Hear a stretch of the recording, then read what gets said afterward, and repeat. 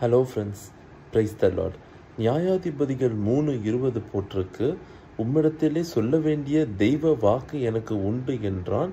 அவன் தன் ஆசனத்திலிருந்து எழுந்து நின்றான். இது யாரை குறித்து சொல்லப்பட்டிருக்கு அப்படின்னா, ஒரு புறஜாதியான ஒரு ராஜா, அதாவது கர்த்தரை பற்றி அறியாத ஒருத்தன் கர்த்தருடைய வார்த்தையை வந்திருக்கு, அதாவது கர்த்தருடைய வார்த்தை உனக்கு நேராக வருதுன்னு சொல்லும் போது என்ன பண்ணுறான்னா, தான் ஆசனத்துலேருந்து எழுந்து நிற்கிறான்.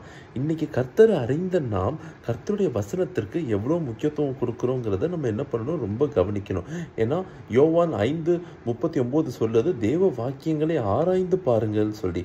நம்ம இன்னைக்கு எத்தனை பேர் பைபிளை ஆராய்ஞ்சு வாசிக்கிறோம் அப்படிங்கிறது நம்ம கேட்டுக்க வேண்டிய ஒரு கேள்வி. ஏன்னா ஆமோஸ் 8:11-12 சொல்லுது, ஒரு காலம் வரப்போகுது. என்ன அப்படின்னா, வசனத்துக்கு ஒரு பஞ்சம் வரப்போகுது.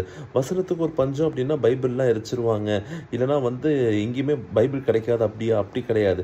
வசனத்துக்கு ஒரு பஞ்சம் அப்படின்னா மெய்யான உண்மையான உபதேசங்கள் கிடைப்பது அரிதாக போகுது. நாட்கள் வரும்போது மெய்யான உபதேசங்களை நீங்கள் தேடி அலைய வேண்டிய சூழ்நிலைக்கு வரப்போகுது.